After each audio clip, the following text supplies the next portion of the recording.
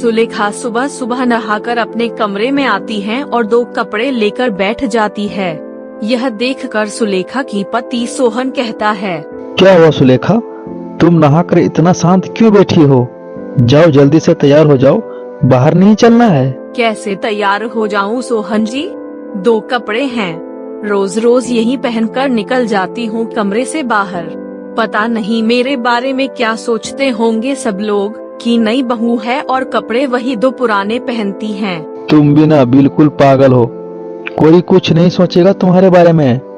इस घर में तुम सभी लोगों से इतनी सुंदर हो कि तुम्हारे कपड़ों पर किसी का ध्यान ही नहीं जाता। फालतू में चिंता करती हो तुम। आप मेरी पति हो, लेकिन बाकी सब तो नहीं है ना। आपको मैं भले ही खूबसूरत दिखती हूँ, लेकिन बाकी सब मेरे कपड़े को ही देखा करते हैं। कसम से बहुत बुरा लगता है मुझे जब मैं 2 जोड़ी कपड़ों में ही रोज रोज बाहर चली जाती हूँ। तुम इतनी परेशान हो रही हो इन कपड़ों के पीछे, इतनी सी बात है। चलो छोड़ो, बाहर चलते हैं। सुलेखा और सोहन आपस में बात कर रहे होते हैं। तभी वहाँ पर सुलेखा की ननद टीना आती है और भाभी से कहती है, अरे भाभी, आप अभी तक तैयार क्यों नहीं हुए? आपको पता है ना आज हमें मंदिर में जाना है। मुझे तो लगा अब तक आप तैयार भी हो गई होंगी। मैं तैयार हो रही थी, लेकिन अपना हाल देखकर बहुत बुरा लग रहा है। कुछ है ही नहीं पहनने को। तुम खुद ही बताओ सोनी, एक नई बहू बाहर मंदिर ऐसे ही चली जाएंगी? एक ही कपड़े में लोग भी देखेंगे तो पता नहीं क्या क्या बोलेंगे मेरे बारे में। भाभी, आपको यह साड़ी बहुत प्यारी लग रही है, इसमें क्या खराबी है? उस दिन देखा था मैंने, हाँ आप इसमें बहुत अच्छी लग रही थी। कोई तुम्हें जज नहीं करने वाला, तुम हर कपड़ों में अच्छी लगती हो, लेकिन तुम मेरी बात मान नहीं रही हो। अब तो मान जाओ ना, टीना भी यही कह रही है। चलो अब इतना ज्यादा मत सोचो, जल्दी से तैयार हो जाओ, वरना तुम लेट हो जाओगी और बाद में बोलोगी मैं लेट हो गई, मैं नहीं जा रही हूँ। आप दोनों भाई बहन को मेरा दुख दिखता ही नहीं।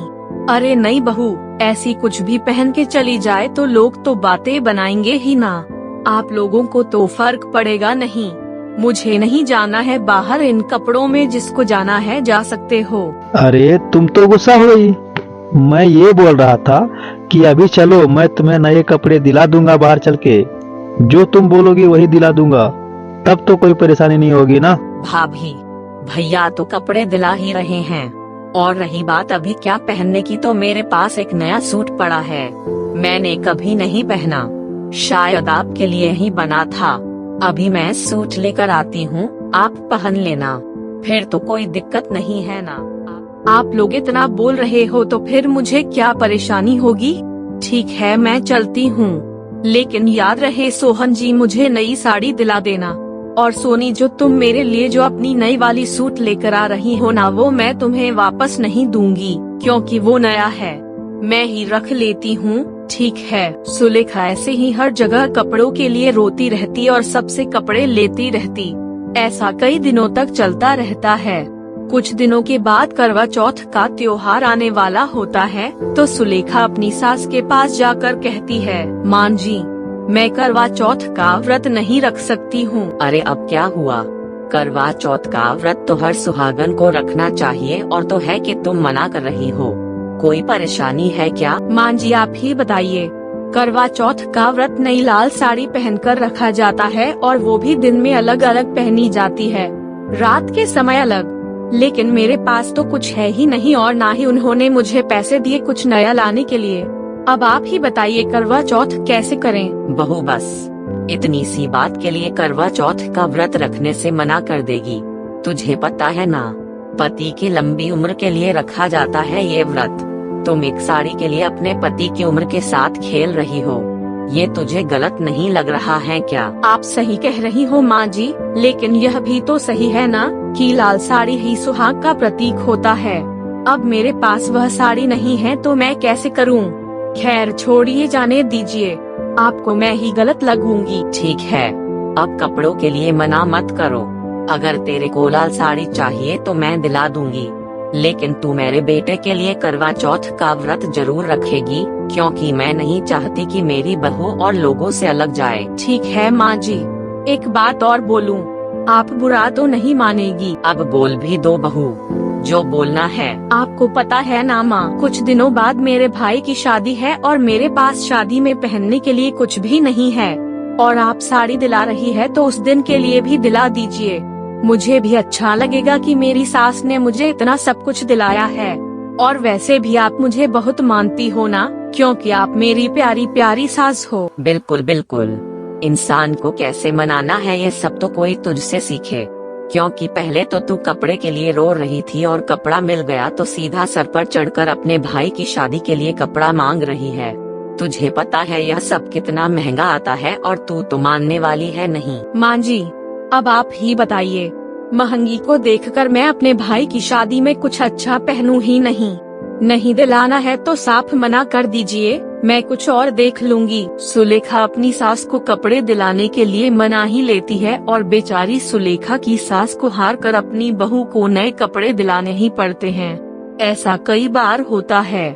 कुछ दिनों बाद सोहन और सुलेखा के ससुर दीनदयाल दोनों बनियान में घूम रहे होते हैं। ये देखकर सुलेखा उनसे कहती है, पापा जी, सोहन तो है ही बेशर्म, लेकिन आपको भी शर्म नहीं है? ये क्या, घर में बहू है, जवान बेटी है और आप दोनों बेशर्म होकर बनियान में घूम रहे हो, थोड़ी तो शर्म करो। अरे बहू, इसमें शर्म वाली बात क्या है?